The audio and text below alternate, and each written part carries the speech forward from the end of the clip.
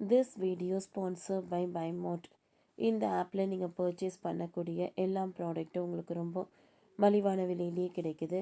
இதில் நிறைய offers and coupons provide பண்ணுறாங்க.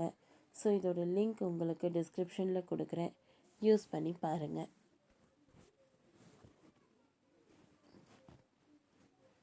ஆல்மா மோட்டர் லஷ்கர் இ தொய்பா பயிற்சி மையம் தாக்குதலுக்கு பிறகு எப்படி இருக்குன்னு பாருங்கள். ஆப்ரேஷன் சிந்தூரில் லஷ்கர் இ தொய்பா, ஜெய்ஷ்-இ-முகமது உள்ளிட்ட பயங்கரவாத அமைப்பின் பயிற்சி மையங்கள் மீது தாக்குதல் நடத்தப்பட்டிருக்கின்றன. தாக்குதலுக்கு பிறகு இந்த பயிற்சி மையங்கள் எப்படி இருக்கிறது என்பது செயற்கைக்கோள் படங்கள் மூலம் விளக்கப்படுகிறது.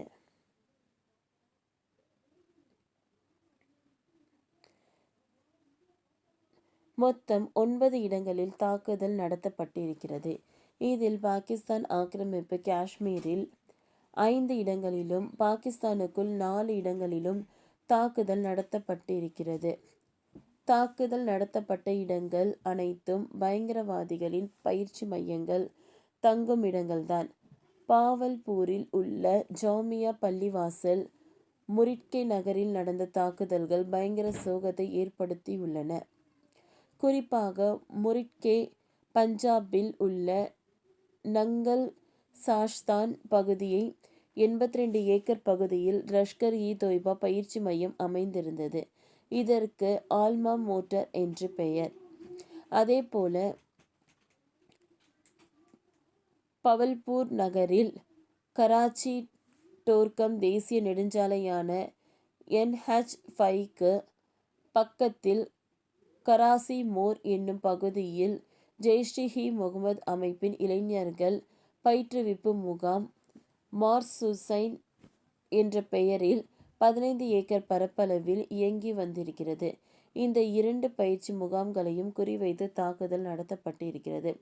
மொத்தம் 9 பயங்கரவாத தாக்குதல் குறிவைத்து அழிக்கப்பட்டிருக்கின்றன. இதில் இந்திய விமானங்களின் ட்ரோல் மிக முக்கியமானது. எல்லை தாண்டாமல் சில 100 கிலோமீட்டருக்கு அந்த பக்கம் இருக்கும் இலக்கை சரியாக தாக்கி அழிக்க துல்லியமான திட்டம் தேவை. நவீன தொழில்நுட்பத்தின் உதவியுடன் இந்த திட்டத்தை இந்திய விமானப்படை சகித்து காட்டியிருக்கிறது. அந்த பகுதியில் பயங்கரவாதிகள் நடத்திய தாக்குதலுக்கு பதிலடி கொடுக்கவே இந்த ஆபரேஷன் சித்தூர் மேற்கொள்ளப்பட்டிருக்கிறது. தாக்குதலுக்கு முன்னர் பயங்கரவாதிகள் தளம் எப்படி இருந்தது, அதற்கு பின்னர் எப்படி மாறியிருக்கிறது என்பதை மேக்சர் டெக்னாலஜியின் என்னும் செயற்கைக்கோள் படம் பிடித்து காட்டியிருக்கிறது. அதில் தாக்குதலுக்கு உள்ளான இடங்கள் எந்த அளவுக்கு பாதிக்கப்பட்டு இருக்கிறது என்பதை தெளிவாக காட்டுகிறது. கடந்த ஏப்ரல் 22ஆம் தேதி ஜம்மு காஷ்மீரில் பகுதியில் தீவிரவாதிகள் தாக்குதல் நடத்தினர்.